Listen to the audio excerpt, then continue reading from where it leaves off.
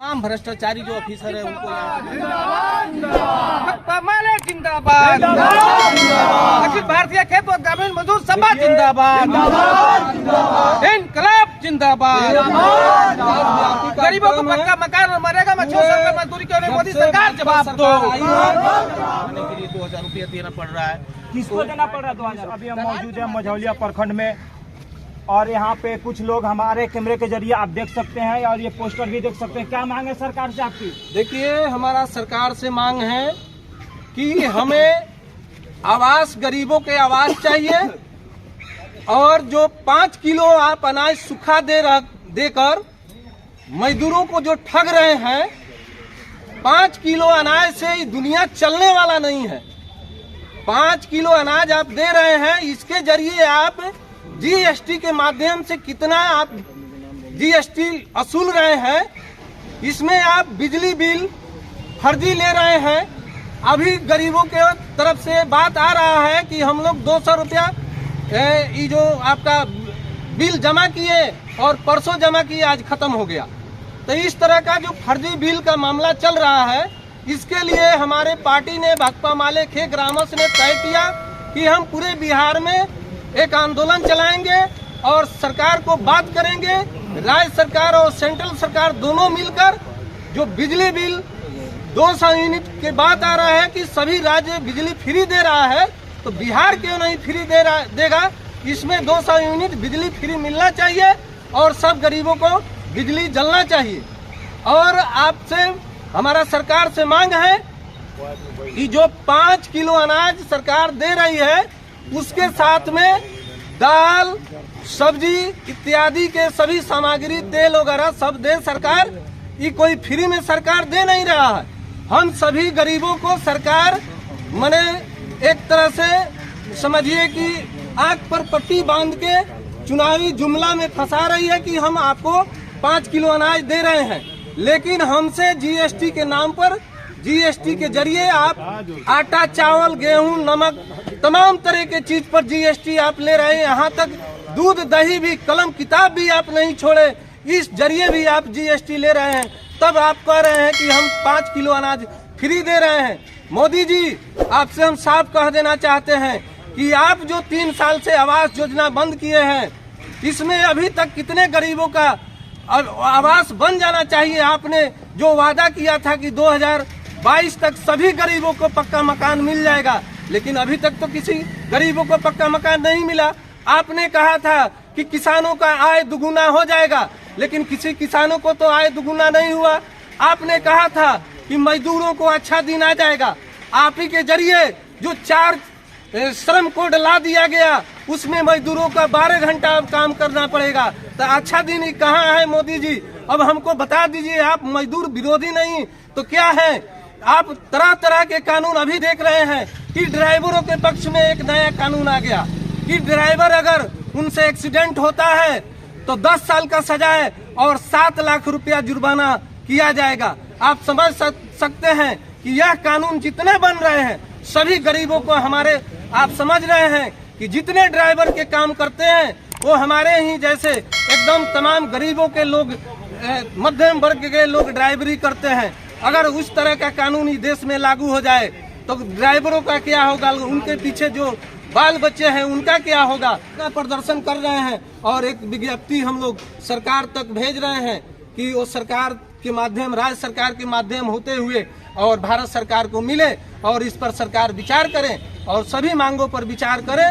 नहीं तो आने वाले समय में जनता जवाब पूरा ही देगी कि ये ठगना ठीक नहीं है। सरकार को आप आश्वासन देकर आ जाते हैं कि हम आने वाले चुनाव में तमाम तरह के चीज करेंगे, लेकिन आप कर नहीं रहे हैं। इसके लिए हम लोग, अगर नहीं हमारी मांग पूरी होगी तो इसके लिए हम लोग आंदोलन पर और जोर देंगे और जोर से आंदोलन करेंगे। अपना परिचय दे दीजिए। देखिए, हमारा परिचय है, हम यहाँ के भाकपा माले के अंचल सेक्रेटरी हैं। हमारा मझौलिया का अंचल सेक्रेटरी और हमारे अंचल शाखा के सभी लोग इसमें है। नाम मेरा जवाहर प्रसाद है और मझौलिया का अंचल सेक्रेटरी। सर, आप क्या कहिएगा इस पर? सबसे पहले तो आप हमारे दर्शकों को अपना नाम बताइए। मेरा नाम आफाक अहमद हुआ और मैं भाकपा माले की इनकलाबी नौजवान सभा के अध्यक्ष बोल रहा हूँ। और हम लोग राज्य स्तर पर जो है भाकपा माले के बैनर तले राज्य स्तर पर ये तमाम प्रखंड स्तरों पर हम लोग ये मांग 10 सूत्री मांग कर रहे हैं, ताकि ये मांग केंद्र बिहार सरकार के माध्यम से होते हुए केंद्र सरकार तक पहुँचे। और तमाम जो मुद्दे हैं, जो अभी हमारे साथी ने कहा कि ब्लॉक में जो है चरम स्तर पर जो है भ्रष्टाचार, एकदम बता रहे थे कि आपको एक राशन कार्ड बनवाने के लिए 2000 रुपया देना पड़ रहा है। किसको देना पड़ रहा है 2000 रुपया? दलाल के माध्यम से एमओ साहब को, जो खाद्यान्न आपूर्ति विभाग के ये है आपको ऑफिसर हैं, उनके तक पहुंचाया जा रहा है दलाल के माध्यम से। यहाँ तक कि आपको लोक सेवा केंद्र जो मझौलिया है, यहाँ आरटीपीएस काउंटर पर आपको जाति निवास बनवाने के लिए भी उन लोगों को पैसा देना पड़ रहा है कि आप हमको पहले दे दीजिए 200 रुपये हम आपको दे देंगे। वो आपको 2 दिन के लिए ले रहा है कि हम 2 दिन में बना देंगे, उसके लिए आपको 200 रुपये देना पड़ रहा है।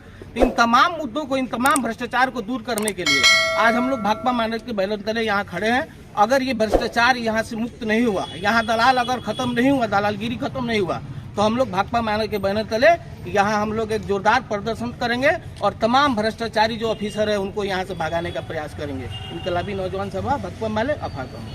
क्या मांग है? अभी बता रहे थे कि 10 वगैरह मांग थी। हाँ, वो जो मांग है वो जो, ताकि ये जो बिजली 200 यूनिट, दिल्ली जैसे जो राज्य है वहाँ 200 यूनिट बिजली जो है लोगों को फ्री दिया जा रहा है, तो हमारे बिहार में भी तमाम लोगों को जो है 200 यूनिट बिजली फ्री दे। खास तौर पे जो है दलित और गरीब लोगों को 200 यूनिट बिजली फ्री सरकार दे।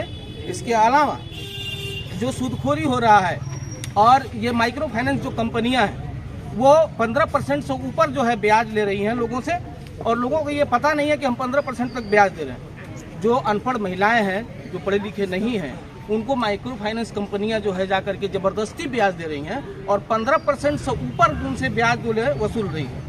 तो उन पर जो है हम लोग भाकपा माले के बैनर तले उसको हम बंद करना चाहते हैं और उसको हाफ करना चाहते हैं कि जो महिलाएं, जो गरीब लोग बिजनेस करने के लिए माइक्रो फाइनेंस कंपनियों से लोन ले रही हैं, उनको जो है सुरक्षा मिल सके।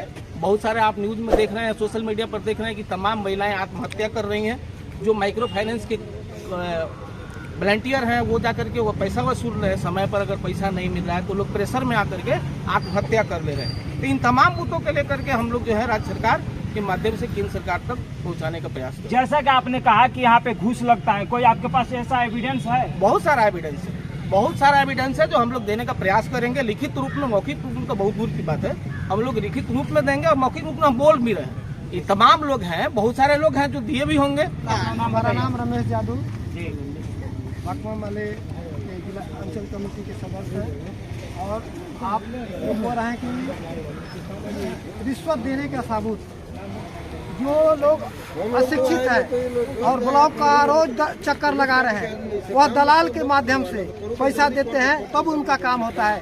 मैं पूछ रहा हूँ, स्वच्छ लोहिया अभियान के तहत 12,000 प्रधानमंत्री योजना जो मिल रहा है पैखाना के लिए बनवाने के लिए, आज तक राशि हमारे बहुरा पंचायत का पेंडिंग पड़ा हुआ है। किस कारण से? जब तक आप पैसा नहीं दीजिएगा लाल के माध्यम से, चाहे वार्ड सदस्य के माध्यम से, वो पैसा बीडीओ साहब के यहाँ आता है निश्चित रूप से। इसके लिए हम लोग पीछे नहीं हटते हैं। नहीं तो आज तक भुगतान क्यों नहीं हो रहा है? बहुगरवा पंचायत में स्वास्थ्य का सैकड़ों पैखाना बना हुआ है, गेट लगा हुआ है, आवेदन भी है, जियो टैग भी है, आखिर उसके खाते में पैसा क्यों नहीं जा रहा है?